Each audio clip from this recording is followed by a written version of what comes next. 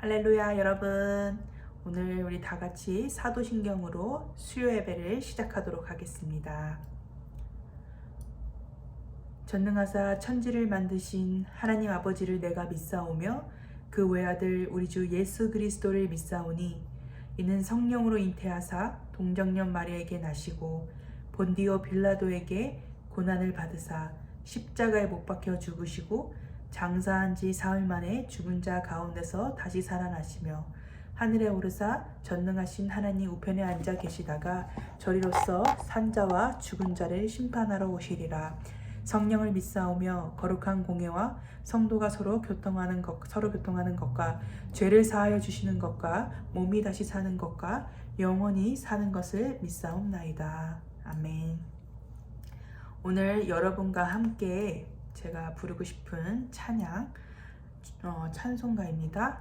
94장 주 예수보다 더 귀한 것은 없네.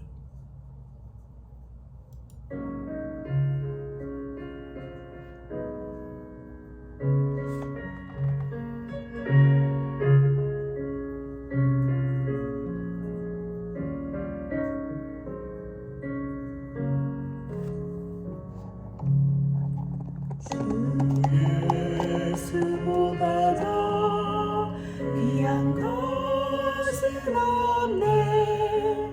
이 세상 부귀와 바꿀 수 없네. 주변에 대신 다시 그 놀라운 사랑 잊지 못해. 세상 즐거움 다 버리고 세상 자랑 다 버렸네.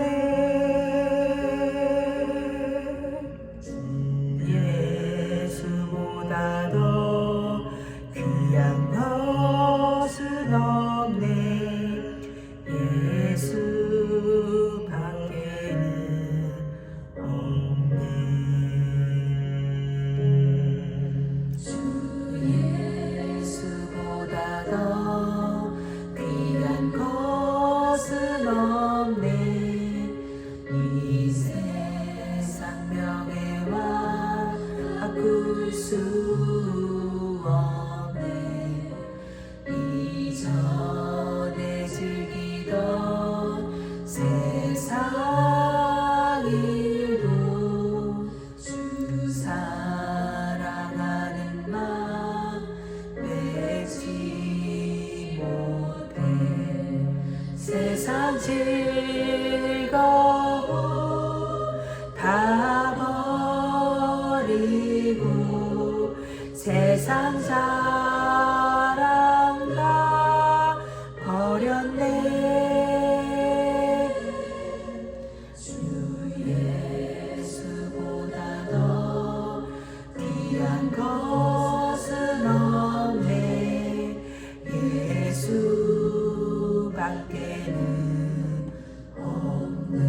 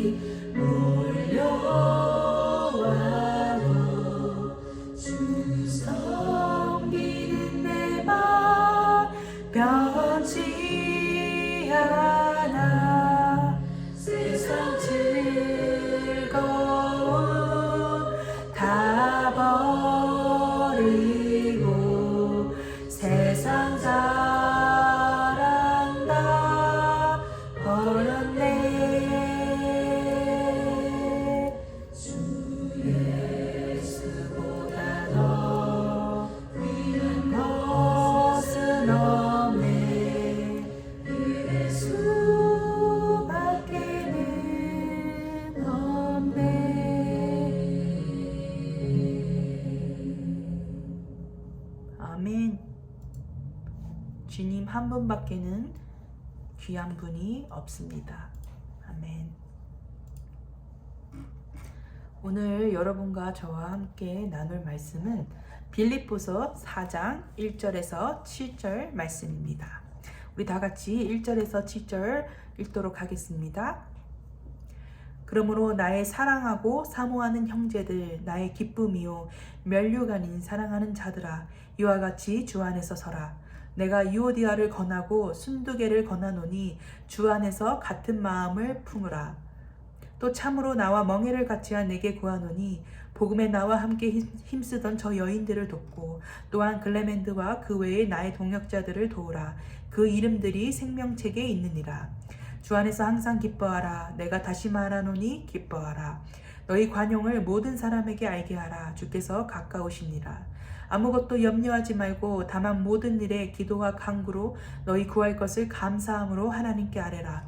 그리하면 모든 지각에 뛰어난 하나님의 평강이 그리스도 예수 안에서 너희 마음과 생각을 지키시리라. 아멘. 오늘의 말씀은 사도 바울이 빌립보 교인들에게 보낸 편지입니다. 이미 1절에서 7절만 봐도 사건이 좀 있는 것 같죠. 그리고 바울은 그것을 이미 알고 이렇게 편지로 교회 식구들을 위로하고 권면하는 것을 우리가 알 수 있습니다. 1절에서 사도 바울이 우리는 얼마나 빌립보 교인들을 애정하고 사랑하는지를 알 수 있어요. 1절에서 나의 사랑하고 사모하는 형제들이라는 표현을 통해서 정말로 사도 바울이 교회 지체들을 사랑하고 예수님의 어떤 하나님의 사랑 안에서 가족으로 여기는 거죠. 그러면서 이제 주 안에서 서라고 말을 하고 있습니다. 2절에서 보면은 유오디아와 순두개라는 여인들이 나옵니다. 사도 바울은 이들에게 권면을 해요. 두 사람이 주 안에서 같은 마음을 품으라고 말하고 있습니다. 이 둘의 어떠한 같은 마음이 아니고 갈등이 있는 이 상황들이 빌립보 교회 가족들에게 또한 안 좋은 영향을 끼쳤을 것이라고 생각됩니다. 그래서 바울이 이 둘이 교회 지체들을 위해 또한 하나님의 영광을 위해서 둘이 주님 안에서 같은 마음을 품을 것을 권면하고 있음을 우리가 알 수 있습니다. 또 이제 3절에서 이 두 여인들을 위로하고 서로 도우라고 이제 말을 하고 있습니다. 우리 다 같이 3절 읽도록 하겠습니다. 3절 또 참으로 나의 멍에를 같이 한 내게 구하노니 복음에 나와 함께 힘쓰던 저 여인들을 돕고 또한 글레멘드와 그 외에 나의 동역자들을 도우라. 그 이름들이 생명책에 있느니라. 바울과 함께 예전에 사역을 같이 했던 자들에게 바울은 그들에게 부탁하고 있어요. 유오디아와 순두개가 복음에 힘쓰던 자였고 이제 그 여인들을 도우라고 말하고 있습니다. 이것은 아마 예전에 이 두 사람이 복음 안에서 하나 되었고 교회를 세우기 위해 정말 애썼던 것 같아요. 그런데 지금 상황이 둘이 열심히 사역을 했지만 마음이 갈라졌어요. 갈등이 생겼고 이러한 상황 가운데서 교회에 남아있는 지체들이 이들을 위해 오히려 돕고 위로하라고 사도 바울이 권면하고 있습니다. 세상에서 우리가 인간관계에서 또한 직장, 가족에서도 갈등이 있죠. 그런데 그 교회 안에서의 갈등이 더 치열한 것 같습니다. 우리를 시험에 들게 하는 거죠. 세상에서 작은 것 하나로 의견이 갈라지는데 교회에서 모든 것을 우리가 믿음으로 너의 의견이 맞습니다, 형제님. 사랑합니다, 형제님. 그럼요, 당신의 의견이 참으로 맞아요 하면서 나의 의견을 나의 의견은 틀렸어 하면서 서로 양보할 수 있을까요? 웬만한 믿음 가지고는 이건 힘들어요. 우리는 아직 우리의 자아가 또 크기 때문에 또한 사탄은 우리의 분열을 너무나 좋아하기 때문에 오히려 교회 안에서의 분열이 더 크다라고 생각합니다. 그리고 교회는 하나님의 몸입니다. 이곳에서 우리가 분열될 때에 교회 지체들 뿐 아니라 가장 마음 아파하시는 분은 하나님이세요. 주님이 세운 교회가 주님 눈 앞에서 분열된다고 생각해 보세요. 주님이 얼마나 더 우리보다 마음이 찢어지시겠습니까? 그래서 우리는 그들이 얼마나 애썼고 한때 우리가 복음을 위해 애썼고 수고했고 같이 울었고 뜨겁게 기도했던 그 초심으로 돌아가서 그것을 서로 알아주고 위로해 줘야 합니다. 내가 혹시 지금 어떤 사람이 교회 안에서 너무 믿거나 또 교회 식구들 하나가 내 마음을 너무 한 분이 너무 힘들게 했을 때 한 분 아니고 두세 분 있을 수도 있죠. 우리는 어떤 상처받은 것만 기억이 되게 잘 나죠. 그 사람이 나를 위해 기도해줬던 그 순간들, 따뜻한 말 한마디, 위로, 이런 것들은 잘 생각나지 않는 게 사람이에요. 그런데 한번 우리가 묵상해 봤으면 좋겠어요. 우리가 한때 정말 하나님의 복음을 위해 같이 뜨겁게 기도하고 하나님의 교회를 위해서 세워나갔던 그 함께했던 그 따뜻함과 전우회라고 할까요? 그리고 서로 기도하며 울면서 우리 진심이었잖아요. 그 순간을 되돌아가고, 그리고 그런 성도들이 만약에 우리 눈앞에 있다면 교회 식구들이 다 같이 한 마음을 오히려 모아서 기도하고 다시 한번 세워나가길 소망합니다. 이러한 일들은 교회뿐만 아니라 선교 현장에서도 참 많이 일어날 것 같아요. 빈번하게 일어날 수 있어요. 주님 오실 때까지. 그것은 바로 평생의 숙제입니다. 그럴 때마다 우리 그리스도의 몸인 교회를 쪼개지 말고 누구보다 마음 아파하실 주님을 생각하면서 서로를 위로하고 양보하고 기도하는 자들이 되길 소망합니다. 더 나아가 사도 바울은 우리가 주 안에서 항상 기뻐할 것을 2번이나 강조하고 있습니다. 4절 말씀에서 보면 주 안에서 항상 기뻐하라. 내가 다시 말하노니 기뻐하라 라고 말합니다. 주님 안에서 항상 기뻐하지 않는 순간들이 당연히 있죠. 그러나 우리가 기뻐하면 억지로 기뻐하잖아요. 그러면 기쁨이 돼요. 감사하면 감사가 나와요. 평안하기로 내가 마음 먹고 또 기도하면 또 평안해집니다. 항상 기뻐하는 마음으로 우리가 또한 아무것도 염려하지 말고 다만 모든 일에 기도와 간구로 우리 구할 것을 감사함으로 하나님께 아뢰라고 말합니다. 우리 다 같이 6절에서 7절 읽도록 하겠습니다. 6절. 아무것도 염려하지 말고 다만 모든 일에 기도와 간구로 너희 구할 것을 감사함으로 하나님께 아뢰라. 7절. 그리하면 모든 지각에 뛰어난 하나님의 평강이 그리스도 예수 안에서 너희 마음과 생각을 지키시니라. 아멘. 여러분 말이 쉽지 이 염려했을 때 어떻게 하십니까? 기도 바로 나오십니까? 바로 무릎을 꿇고 주님께 모든 일을 염려로 아뢰 수 있을까요? 한번 머릿속으로는 기도하기 전에 좀 생각을 할 것 같아요. 왜 이런 일이 일어났지? 그리고 골똘히 전 생각할 것 같아요. 최근에 저는 많은 염려가 제 안에 가득 차 있었어요. 설교를 할 때마다 염려 얘기뿐이죠. 아무래도 이제 이사를 준비하고 있잖아요. 사람이 너무 참 간사한 거예요. 요즘에는 주변의 사람들이 다 취업이 잘 됐어요. 그리고 소식이 계속 들어와요, 저희한테. 근데 여전히 저와 제 남편은 취업이 잘 안 됐어요. 안 되고 있어요. 하나님께 불만과 염려가 조금씩 생기는 거예요. 그래서 제가 카페 일을 하고 있잖아요. 마치고 이제 아는 분이 이제 취업이 됐다라는 그 소리에 축하를 좀 해줬는데, 인간의 마음은 간사해요. 남이 잘 되면 배가 조금 아파요. 그러면서 비교를 하게 돼요. 그래서 길을 걸어오면서 하나님께 질문했어요. 그리고 울음이 왈칵 눈물이 터졌어요. 하나님, 제가 늘 염려하는 것이 우리 남편의 취업 문제 아닙니까? 왜 이 일이 오래 가고 있고 하나님이 일을 안 하시는 것처럼 느껴지고 굉장히 고요합니다. 믿지 않는 사람들은 취업이 잘 됐고, 그리고 너무 창피해요. 그 중에 우리가 크리스찬인데 우리만 취업이 안 된 거예요. 너무 창피한 거예요. 그러면서 눈물이 나오고 가슴이 너무 답답해서 일을 끝나면서 이렇게 집에 오는 길까지 이렇게 치면서 걸어왔어요. 그런데 그런 생각이 들더라고요. 내가 만약에 이러한 고난의 시기가 없고 거저 주어진다면 내가 그것을 받았을 때 얼마나 감사할 수 있을까라는 생각이 들었고, 취업의 문제가 아니더라도 지금 주님이 내게 베풀어 주신 은혜들을 생각하며 또 위로받았습니다. 제가 하나님께 기도하는 큰 문제들이 또 있었어요. 그런데 하나님께서는 아직은 취업 기도 빼고는 들어주신 것 같아요. 저는 그 문제가 해결됨으로써 하나님이 내 기도를 안 듣고 계시는 것은 아니구나, 아직 때가 아닌가 보구나 라고 생각했어요. 하나님도 우리에게 주시는 응답의 순서가 명확하게 있으시더라고요. 그래서 취업에 대한 염려 빼고 나에게 이루어 주신 최근의 일이 두 사건이 있었는데요.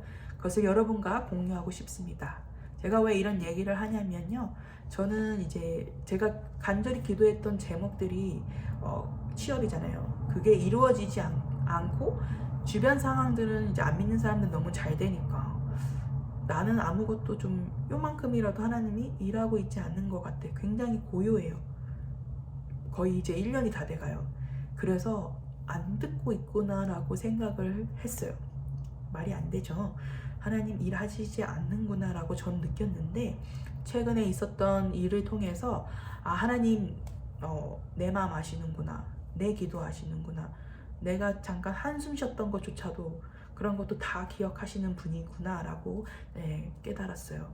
왜냐면 다른 두 가지의 기도 제목들이 이루어지는 걸 보면서 하나님의 때가 아직 내가 원하는 그 때와 맞지 않았음을 깨달았습니다.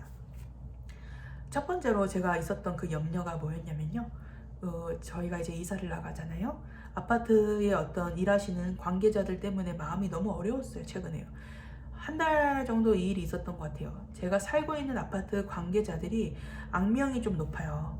어떠한 방법이든 돈을 조금 더 뜯어낸다거나 그런 것들을 제가 소문으로 익히 알아들었고 여기서 살았던 사람들도 그렇게 얘기를 해줬습니다.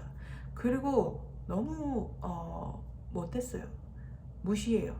제가 아파트 이제 나가야 되니까 노티스를 언제 줘야 될지 몰라서 계속 전화로도 컨택을 하고 이메일을 5번이나 보냈는데 한 달 동안 대답이 없어요. 전화했더니 이메일 보내라고 소리를 질러요. 근데 이메일 보내면 답장도 안 해줘요. 그리고 계속 저희한테 아파트 저희 현관 문 앞에 공지서를 붙여놓는 거예요. 너네 아파트 연장 안 하면 자동으로 한 달씩 연장될 거야. 계약서에 노티스를 안 주면 우리나라 돈 150만 원 정도의 손해를 봐요. 근데 그 노티스를 주는 날짜가 계약서에 명확하게 안 나타났어요. 그래서 영어도 못하는데 언제 노티스를 줘야 되는지 저는 그게 묻고 싶었어요. 왜냐하면 150만 원의 손해를 보면 안 되니까요. 그거를 계속 물었고 저와 남편은 이것을 놓고 한두 달 정도 기도를 했습니다. 이 문제가 잘 해결되고 하나님 의사소통이 잘 되게 해주시고 어떠한 부당한 일을 당하지 않도록 주님 도와주세요. 돈으로 손해보지 않게 해주세요. 했어요. 기도하는데 상황이 더 안 좋아지더라고요. 그리고 아파트에 저희에게 경고장처럼 빨리 너네 아파트 계약 연장하라고 붙여놨어요. 저번 주에. 나는 분명 여길 나간다고 이메일에 계속 말했는데 이메일에 답장은 안 오고 전화하면 화내고 그래서 염려가 너무 많아서 잠을 못 잤어요. 불안하고 영어도 제대로 안 되고 돈도 없는데 이것을 어떻게 하면 좋을까 하면서 주님께 엄청 붙잡고 기도하고 다음날 오피스에 남편과 함께 갔습니다. 그런데 놀라운 일이 일어났어요. 그렇게 저한테 화를 냈던 그 악명 높은 두 사람 정도가 있는데 안 나왔더라고요. 그날 쉬는 날이었나 봐요. 그래서 그 불성실하고 못됐던 직원들이 그날 없어서 새로운 직원들이 있더라고요. 새로우니까 패기가 넘치잖아요. 그러니까 너무 친절한 거예요. 저는 여기 아파트 4년 살면서 이렇게 친절한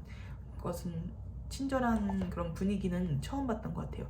그래서 일이 일사천리로 잘 진행됐어요. 어떻게 왔니? 해서 노티스 날짜를 정확히 알고 싶어서 왔다 하니까 오히려 노티스 저희가 언제 나갈 거다라는 거를 달라고 하더라고요. 달라고 하는 게 아니라 줬어요. 줘서 저희가 써서 냈습니다. 그래서 내가 염려했던 것들이 참으로 부질없구나 할 정도로 노티스를 정확히 주고 왔고 지금도 이제 계속 기도하고 있는데 나갈 때 이제 집을 같이 검사를 해야 되니까 저희가 냈던 보증금을 그 이상으로 더 물지 않도록 기도하고 있고 여러분도 같이 기도해 주시기 부탁드립니다.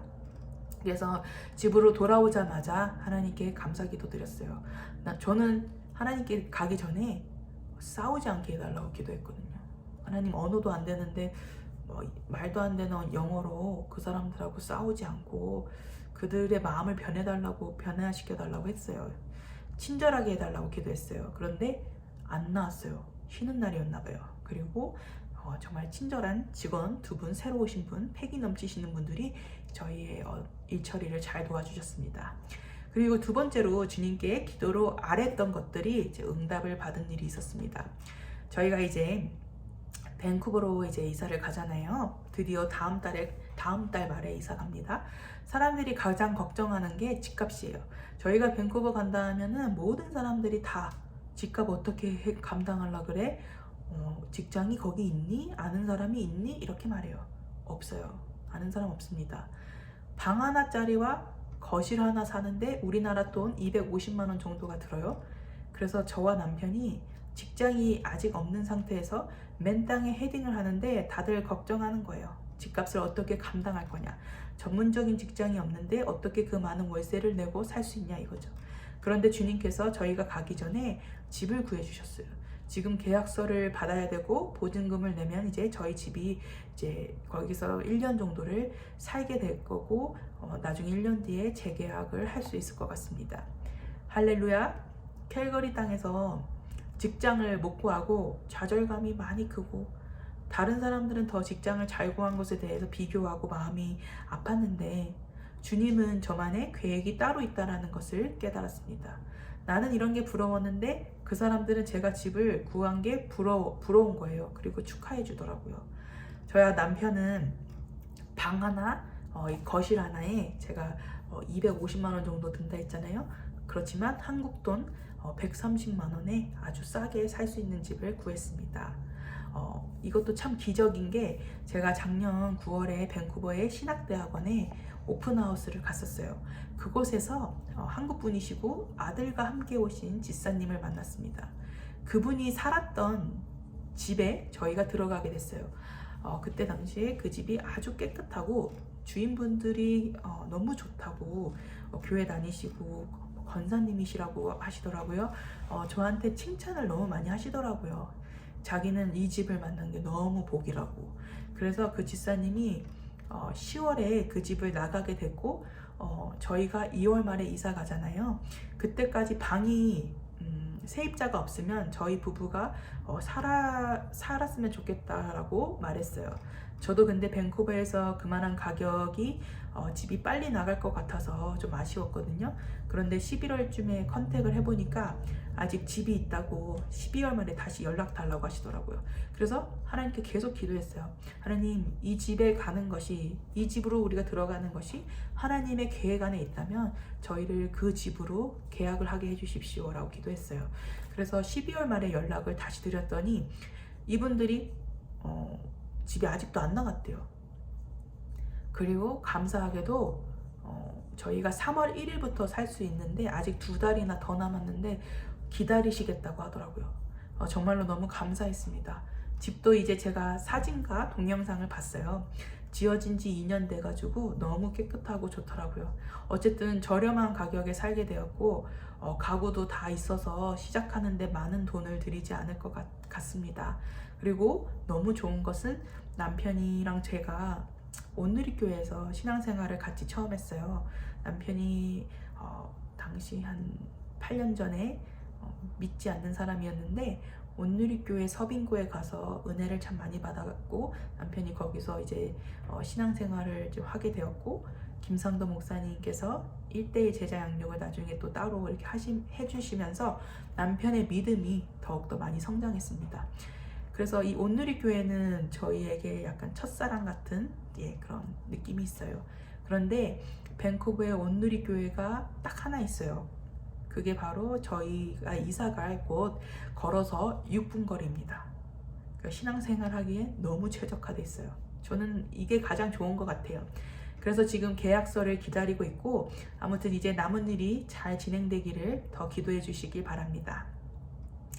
저는 빌립보서 4장 6절의 말씀을 더욱더 믿고 싶어요. 우리 마지막으로 6절 다시 한번 읽도록 하겠습니다. 아무것도 염려하지 말고 다만 모든 일에 기도와 간구로 너희 구할 것을 감사함으로 하나님께 아뢰라.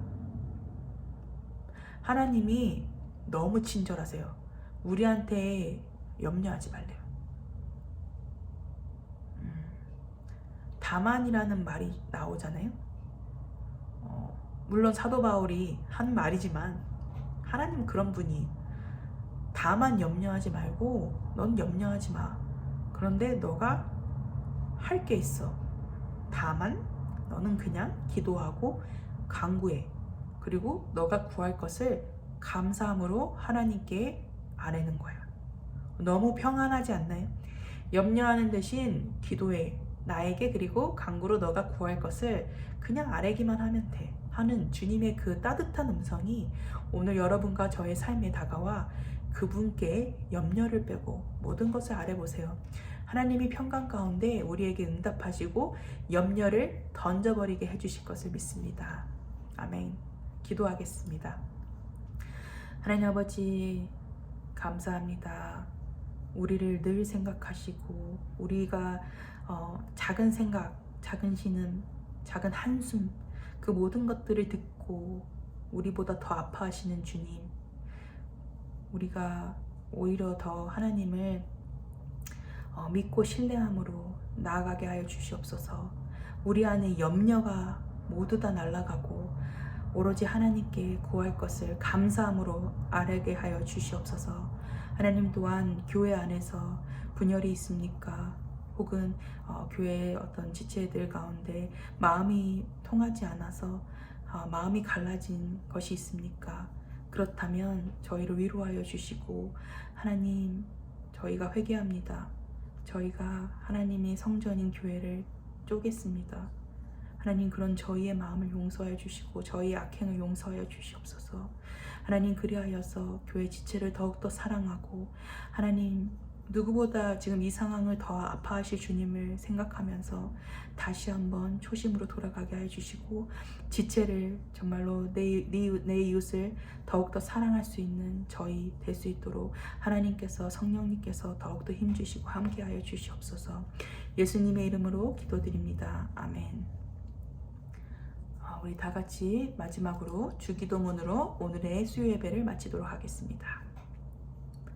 하늘에 계신 우리 아버지여, 이름이 거룩히 여김을 받으시오며 나라의 임하오시며 뜻이 하늘에서 이룬 것 같이 땅에서도 이루어지이다. 오늘날 우리에게 일용할 양식을 주옵시고 우리가 우리에게 죄 지은 자를 사하여 준 것 같이 우리의 죄를 사하여 주옵시고 우리를 시험에 들게 하지 마옵시고 다만 악에서 구하옵소서. 대개 나라와 건세와 영광이 아버지께 영원히 있사옵나이다. 아멘.